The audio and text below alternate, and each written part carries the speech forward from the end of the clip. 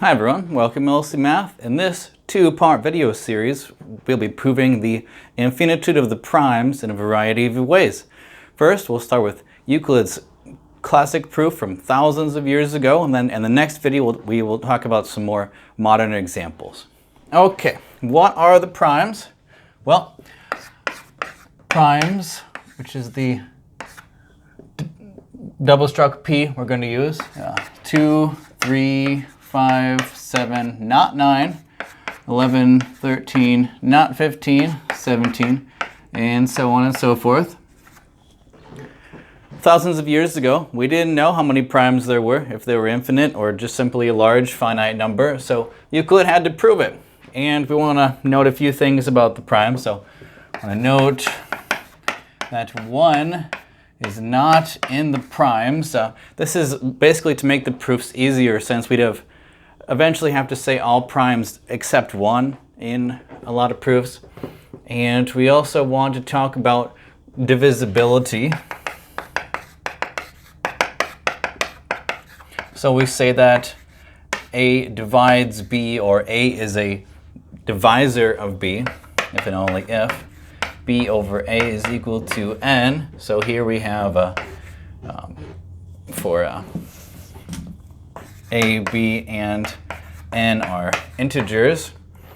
Example of this, we would have, 2 is a divisor of 6, since 6 over 2 is 3. There are many examples. And we basically want to use the property that primes are the fundamental building block of numbers using the Fundamental Theorem of Arithmetic.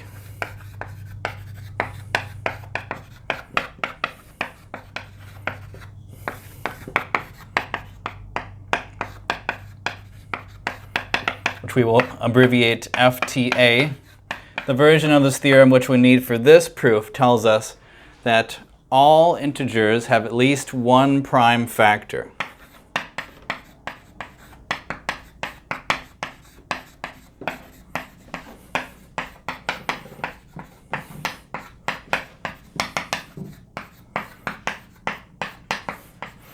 Obviously, this is pretty straightforward. If you have the case of 17, which is a prime, it's 17 times 1, so there's one prime factor, there's 17. If you had a composite number like 6, 2 times 3, well, it has two prime factors. Both 2 and 3 are prime. So it's actually a stronger statement, which we'll talk about more in detail on the next video, but this is the only thing that we need. So for every n an integer, there exists a p, an element of the primes, such that p divides n. This is the technical statement of what we have above, and this is basically all we need to show that the primes are infinite.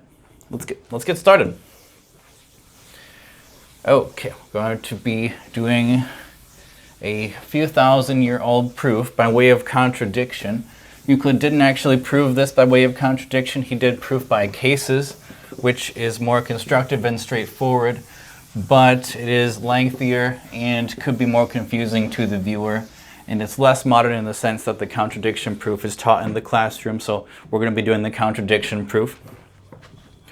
So Euclid's theorem states that there are infinitely many primes.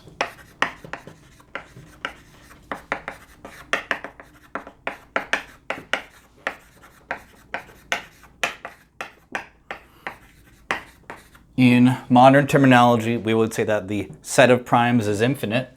It's the same thing as the cardinality of the set of primes is equal to infinity. That's how I would say it in modern terms. Let's go ahead and start our contradiction. By way of contradiction, we're going to assume that there are only finitely many primes. Well, let's write it first. Assume there are n primes.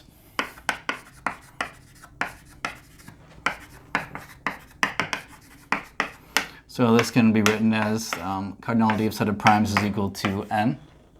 And in fact, this tells us that the set of primes itself can be labeled by P1 through Pn. Great. Okay, and now we want to go ahead and do Euclid's trick. We're going to construct the number q to be some other number, capital Pi plus 1, where pi, capital Pi, is defined to be the product of all existing primes. Okay, this is a trick. You'll see why it's important in a moment. Excuse me.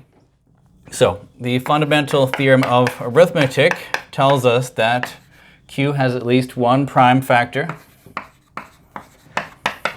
since it is a natural number.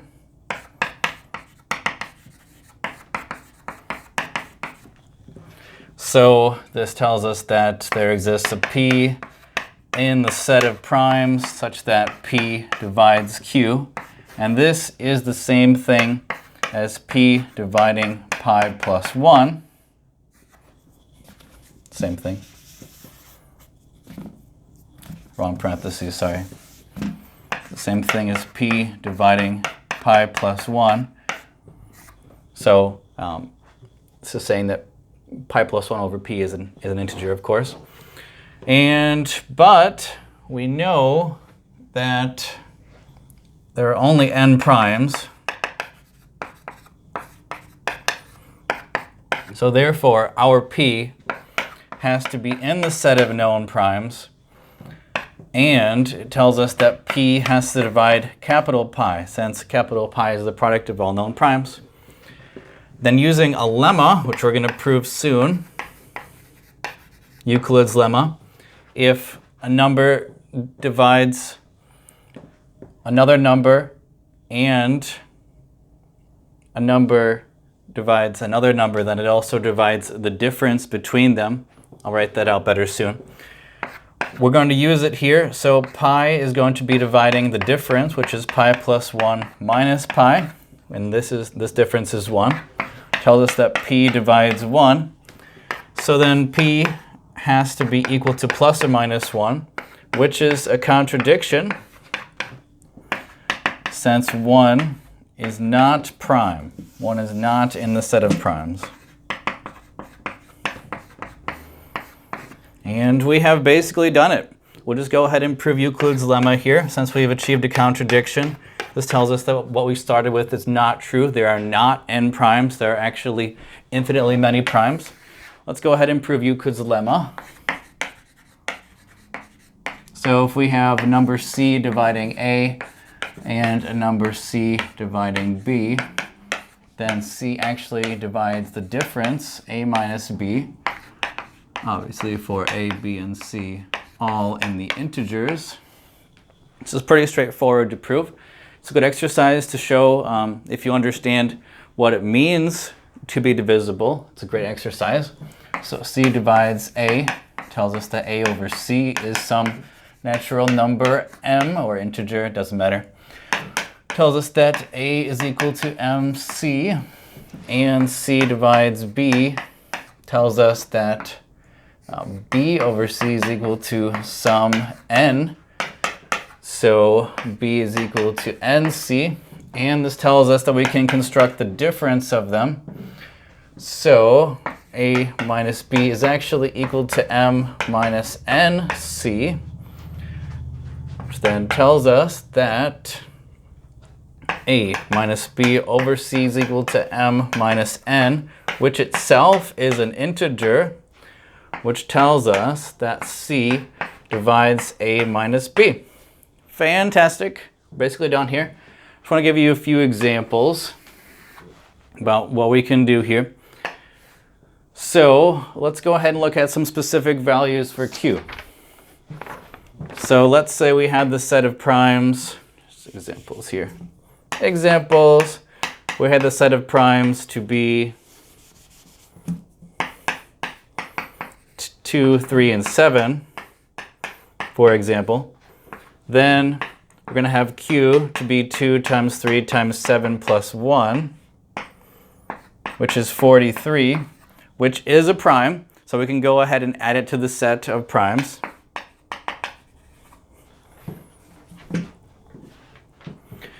It's a new prime.